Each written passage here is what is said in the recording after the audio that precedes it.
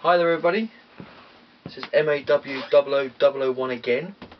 Hopefully you're not getting too bored with me because this is the second video I'm going to be putting up in as many days. This one's just basically a show and tell one of comics and such that I've picked up over the last couple of weeks that I haven't had a chance to show you yet, from eBay mostly. I just thought I'd quickly start off with this, which is Men of War number 2. I didn't get a chance to review this when it first come out, so it's a quick review on it. It's okay. I'm not quite sure what direction they're going with this. When I first read issue 1 of this comic, I thought it was going to be just a general war comic, you know, like the original Men of War comic that DC had out.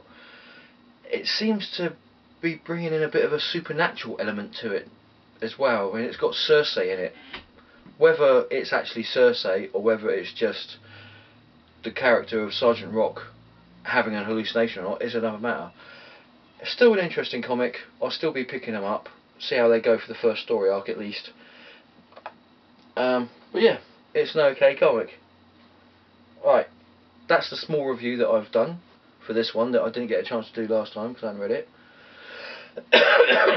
Now for a bit of show and tell.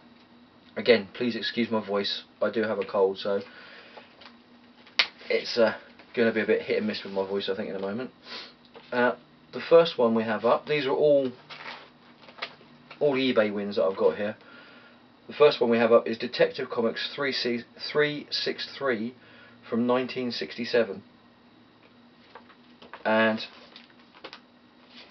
absolutely gorgeous cover, I think. Here we go, I'll just show it to you. Yeah. It's a Batgirl cover, Batgirl blindfolded, and Batman's just about to reveal his secret identity to her, and Robin's going, "Oh no, you can't do that. She's a girl, you can't show her secret identity." But yeah, the actual comic is a bit damaged. There's a water stain on the front cover, but it didn't cost me much. I really like the cover, and it's a nice way of getting some old Silver Age comic into your collection. And the story inside is pretty interesting as well, pretty good. So yeah, there you go. Next one, got a few Batman comics actually. Next one is Batman Family Giant number 9 from 1977. Another Batgirl cover, this time fighting the Joker's daughter. These were a bit like the 100-page specials that DC brought out in the 70s. They had one new story in it, and then the rest of them were reprints of old Golden Age or Silver Age stories. Quite an interesting story with this one. It's the Joker's daughter impersonating the Scarecrow's daughter, the Penguin's daughter, the Riddler's daughter, and obviously the Joker's daughter as well. Again, didn't cost me much, but you know, it's a nice Batgirl cover. Next up we have Batman Family Giant number 10, also from 1977, and also a nice Batgirl cover with the Cavalier and Killer Moth on the front of it. And also it's got an appearance of the Silver Age Batwoman as well in it. Another nice cover. Again, didn't cost me too much. Nice quality. I'd say it was probably about very fine. But yeah, nice comic for the collection. Next we've got The Invincible Iron Man number 99. Now, if I remember correctly, this is from 1977 as well, and this is the first one. This is the last one before you get to James Robbins being Iron Man, I believe. I think it was in number 100 that he was Iron Man. It's a good enough quality. It's a cents cover, so that's pretty good. Not a British pence variant. The only problem I have with it is, if I open this up a bit, you'll see the page, the first page is actually pressed against the inside of the cover, making it pink. And unfortunately there's nothing you can do about that. It happens every now and then. But again, it didn't cost me much off of eBay, and it's, you know, it's an interesting bit of Marvel history for comics. Next we have an issue of Thor 256, again from 1977. There seems to be a lot of 77 comics I'm getting at the moment. Really nice cover. Quite a fun story inside. Again, I got this from the same person off of eBay as I got the Iron Man comic, and again, the cover has bled through a little bit onto the back of the the first page is bled through a little bit onto the back of the cover, but nothing too bad. Nice quality, nice condition. I don't know if to say it was near mint actually. Well, I've got it. What else do we have here? Ah, yes, excellent. I've been after this. I like this next comic. I used to have #1 of this until the great purge of '95. This is from 1976, and it's a Bicentennial comic for the Bicentennial of America, obviously, and it's Plop #22. It's a funny comic, sort of in a similar vein to Mad, and I like these comics. They're fun. Like I said, I used to have #1 of this in mint condition, near mint condition, and unfortunately I sold it. But yeah, really good copy. It's got a 25p stamp on it, which is unfortunately the norm of comics at that time in this country. But yeah, pretty good cover, pretty good comic. Now we have a couple of Hulk comics, and they are from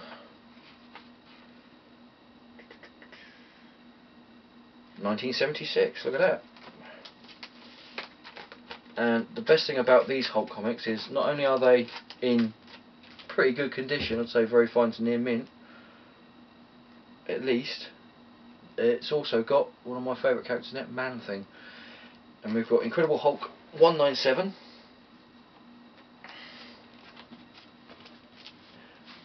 Really nice, I think.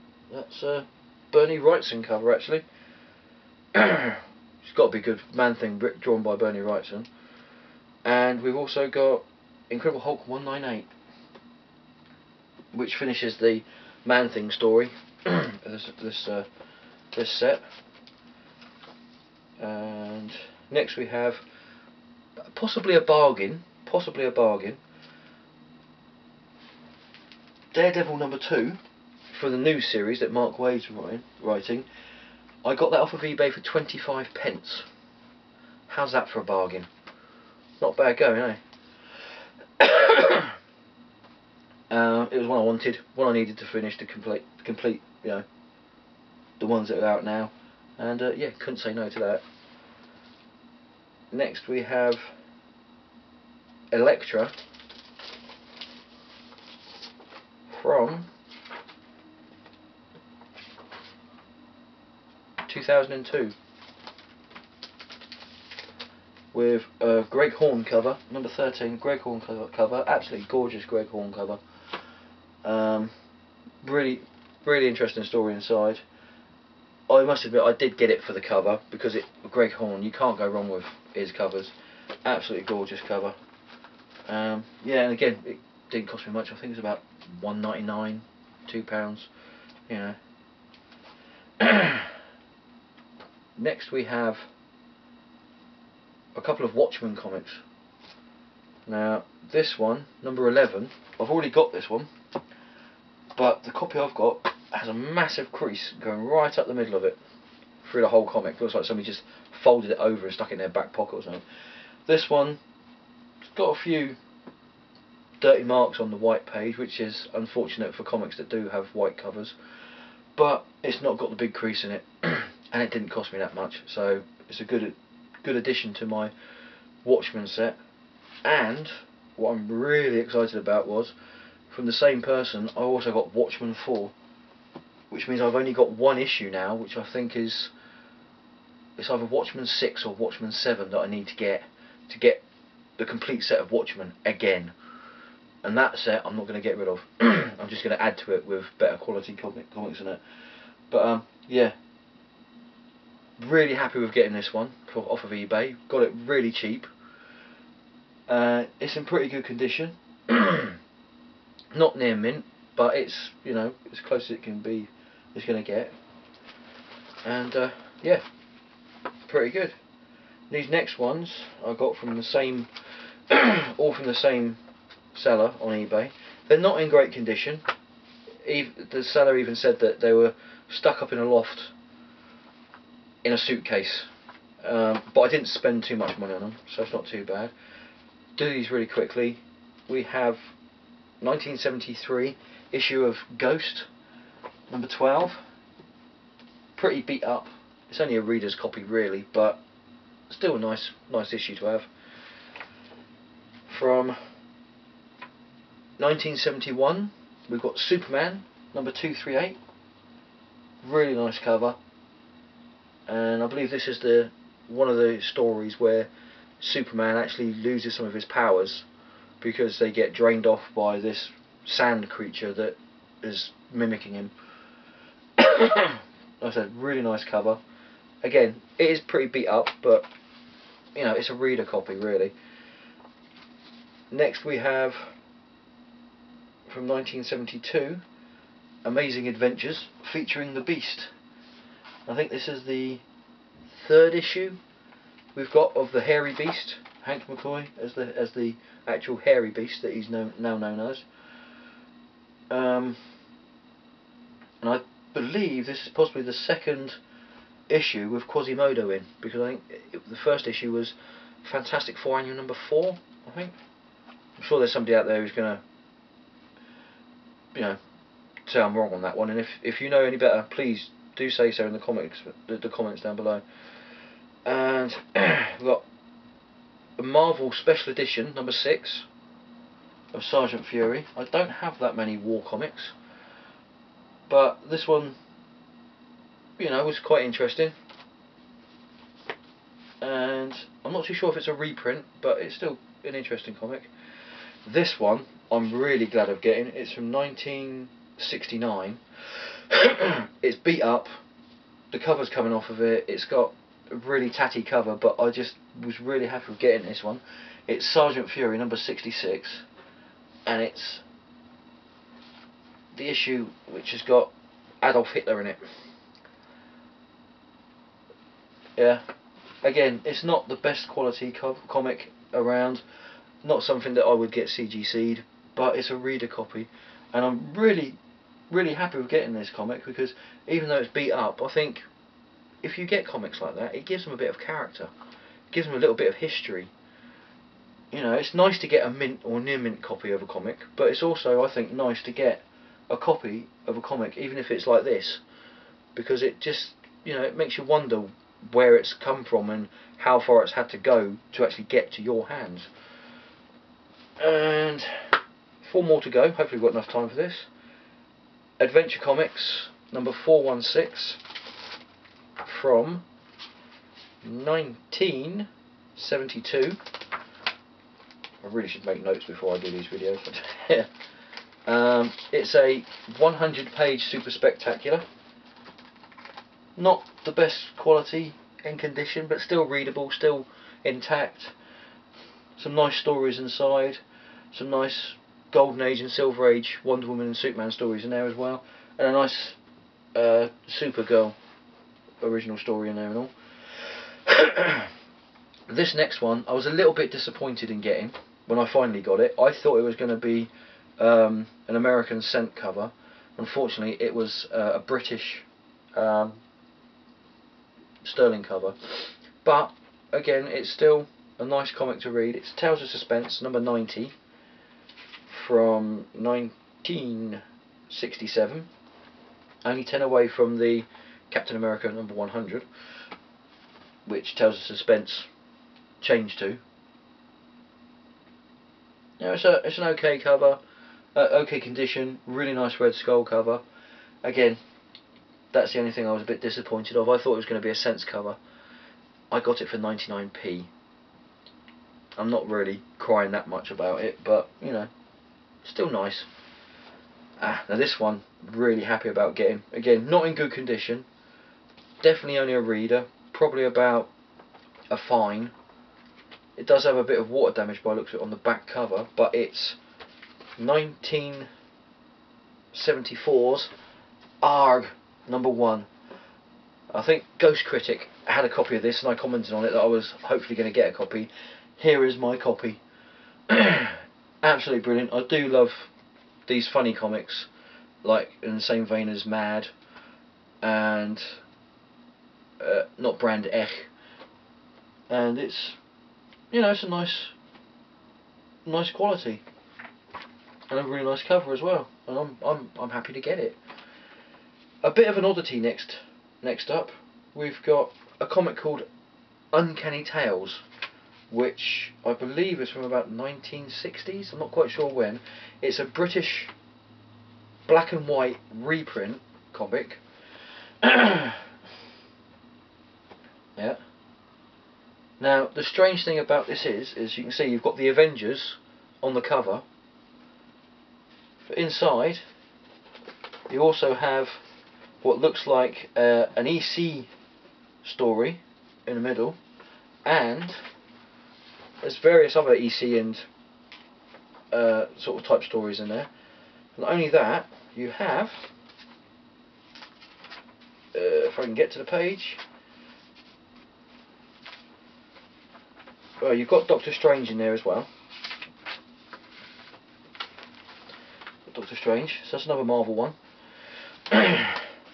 And where am I trying to find this? You have in here, just talk amongst yourselves whilst I try and find it. Here we go. You also got, in a comic with Marvel and EC stories in it, you also have a Captain Atom story. How's that for an oddity? Not many comic books nowadays would have comic stories in there with 3 different comic companies in it. So yeah, that's one of the reasons why I picked that one up for, because I thought it would be quite an interesting bit of comic book history. And finally, a couple of relatively new ones. Remember the Marvel pocket books I've got? Well, one here is Fantastic Four, Where Stalks the Sandman, which reprints the first volume of Fantastic Four, 61 to 66. Sorry, 61 to 67, and annual number 4. And the Uncanny X-Men, Night Screams, which reprints the original Uncanny X-Men series 154 to 166. And like I said before, these things are nice ways to get hold of old issues of comic books without breaking the bank. You know, you don't have to spend a small fortune to get these issues just to enjoy reading them, and they're a really good way of getting hold of the copies. Well, thank you for watching as always, and as always, please feel free to comment. I try to answer as many of them as I can. And again, as always, if you haven't subscribed, please subscribe. I love it when people subscribe for my channel. So yeah, thanks for watching, and I hope you enjoyed this little jaunt of comics that I've got recently, and hope to see you soon. Thanks again. Ta-ta.